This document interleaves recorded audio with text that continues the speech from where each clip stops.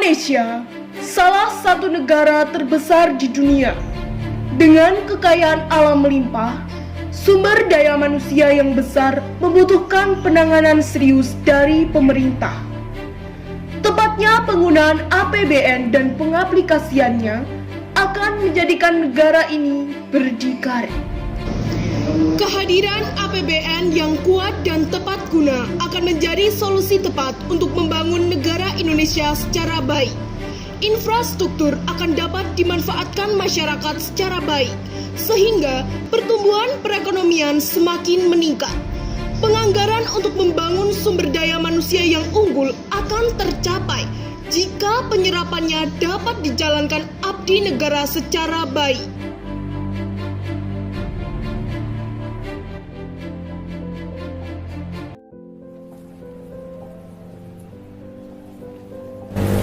Hai Kak, lagi ngapain sendiri ya?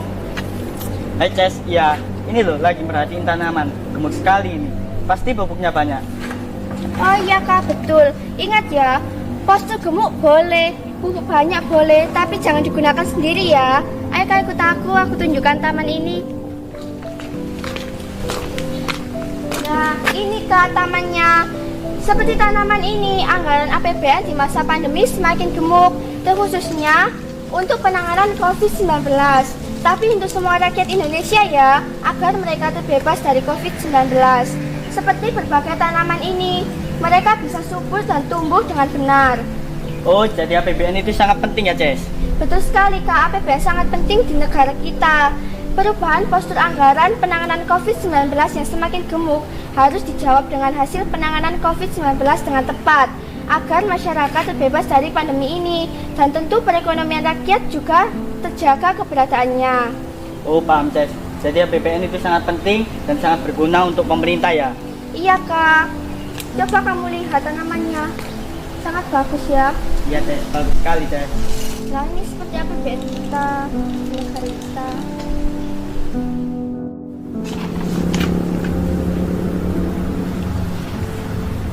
Ingin pintar tapi tak ada paketan.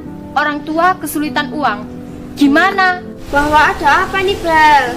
Gini loh Ces, pembelajaran jarak jauh membuatku sedih karena aku tak punya paketan internet. Oh jadi begitu. Tenang aja Bel, sekarang Kementerian Pendidikan dan Kebudayaan telah menganggarkan kuota internet buat siswa seperti kita loh. Lumayan dapat 35 giga.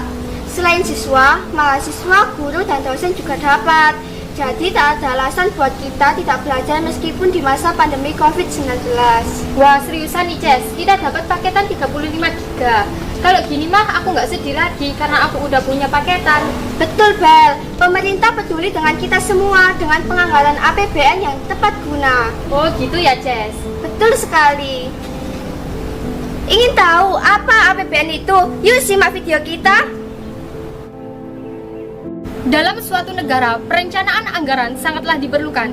Di dalam Indonesia, perencanaan ini masuk ke dalam anggaran pendapatan dan belanja negara. Anggaran pendapatan dan belanja negara atau yang disingkat APBN sendiri memiliki arti rancangan anggaran tahunan dalam pemerintahan Indonesia. APBN berisi secara sistematis dan terperinci yang memuat rencana pemasukan dan pengeluaran anggaran negara. APBN bersumber dari rakyat, sehingga keberadaannya harus dilakukan dalam undang-undang. APBN merupakan suatu rangkaian perencanaan, pelaksanaan, dan realisasi.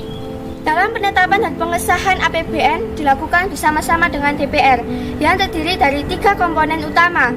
1. Pendapatan negara. Pendapatan negara didapatkan melalui penerimaan perpajakan dan penerimaan bukan pajak. 2. Belanja negara. Besar kecilnya belanja dipengaruhi oleh beberapa faktor, yaitu A. Kebutuhan penyelenggaraan negara, B. Risiko bencana alam dan dampak krisis global, C. Asumsi dasar makroekonomi, D. Kebijakan pembangunan, dan yang terakhir kondisi akan kebijakan lainnya. Yang ketiga, pembiayaan negara. Besaran pembiayaan negara dipengaruhi oleh beberapa faktor, yaitu A. Asumsi dasar makroekonomi, B. Kebijakan pembiayaan, C. Kondisi dan kebijakan lainnya. Pembiayaan negara terbagi menjadi 2, yaitu pembangunan dalam negeri dan luar negeri. Fungsi APBN selalu dikaitkan dengan 3 fungsi, yaitu alokasi, distribusi, dan stabilisasi.